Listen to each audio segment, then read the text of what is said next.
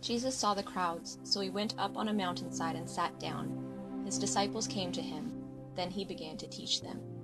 He said, "Blessed are those who are spiritually needy. The kingdom of heaven belongs to them. Blessed are those who are sad. They will be comforted. Blessed are those who are humble. They will be given the earth. Blessed are those who are hungry and thirsty for what is right. They will be filled. Blessed are those who show mercy. They will be shown mercy. Blessed are those whose hearts are pure. They will see God. Blessed are those who make peace. They will be called the children of God. Blessed are those who suffer for doing what is right. The kingdom of heaven belongs to them. Blessed are you when people make fun of you and hurt you because of me. You are also blessed when they tell all kinds of evil lies about you because of me. Be joyful and glad.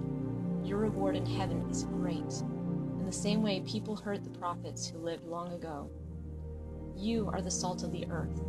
But suppose the salt loses its saltiness. How can it be made salty again?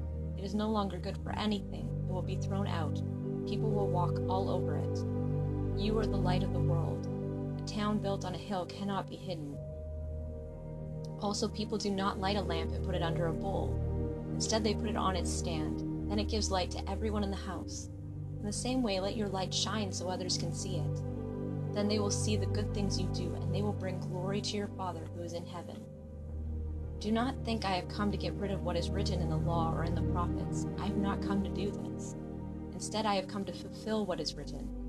What I'm about to tell you is true. Heaven and earth will disappear before the smallest letter disappears from the law. Not even the smallest mark of a pen will disappear from the law until everything is completed. Do not ignore even one of the least important commands, and do not teach others to ignore them. If you do, you will be called the least important person in the kingdom of heaven. Instead, practice and teach these commands. Then you will be called important in the kingdom of heaven. Here is what I tell you. You must be more godly than the Pharisees and the teachers of the law. If you are not, you will certainly not enter the kingdom of heaven. You have heard what was said to people who lived long ago. They were told, "Do not commit murder." Anyone who murders will be judged for it. And here is what I tell you. Do not be angry with a brother or sister. Anyone who is angry with them will be judged. Again, anyone who says to a brother or sister, "Raka," must stand trial in court. And anyone who says, "You fool," will be in danger of the fire in hell. Suppose you are offering your gift at the altar, and you remember that your brother or sister has something against you. Leave your gift in front of the altar. First, go and make peace with them. Then come back and offer your gift. Suppose someone has a claim against you and is taking you to court. Settle the matter quickly. Do this while you are still together on the way. If you don't, you may be handed over to the judge. The judge may hand you over to the officer to be thrown into prison. What I'm about to tell you is true. You will not get out until you have paid the very last penny. You have heard it said, "Do not commit adultery." But here is what I tell you. Do not even look at a woman in the wrong way. Anyone who does this has already committed adultery with her in his heart. If your right eye causes you to sin, poke it out and throw it away. Your eye is only one part of your body. It is better to lose an eye than for your whole body to be thrown into hell. If your right hand causes you to sin, cut it off and throw it away. Your hand is only one part of your body. It is better to lose a hand than for your whole body to go into hell. It has been said, suppose a man divorces his wife. If he does, he must give her a letter of divorce. But here's what I tell you. Anyone who divorces his wife makes her a victim of adultery, and anyone who gets married to the divorced woman commits adultery. A man may divorce his wife only if she has not been faithful to him. Again, you have heard what was said to your people long ago. They were told, "Do not break the promises you make to the Lord. Keep your promises to the Lord that you have made." But here's what I tell you. Do not make promises like that at all. Do not make them in the name of heaven. That is God's throne. Do not make them in the name of the earth. That is the stool for God's feet.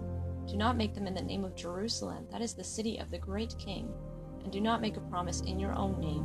You can't make even one hair of your head white or black. All you need to say is simply yes or no. Anything more than that comes from the evil one.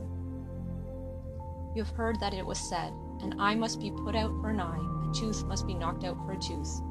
But here's what I tell you. Do not fight against an evil person. Suppose someone slaps you on your right cheek. Turn your other cheek to them also. Suppose someone takes you to court to get your shirt. Let them have your coat also. Suppose someone forces you to go 1 mile. Go 2 miles with them. Give to the one who asks you for something. Don't turn away from the one who wants to borrow something from you. You've heard that it is said, love your neighbor, hate your enemy. But here is what I tell you. Love your enemies. Pray for those who hurt you. Then you will be children of your Father who is in heaven. He causes his sun to shine on evil people and good people. He sends rain on those who do right and those who don't. If you love those who love you, what reward will you get? Even the tax collectors do that. If you greet only your own people, what more are you doing than others? Even people who are ungodly do that. So be perfect, just as your Father in heaven is perfect.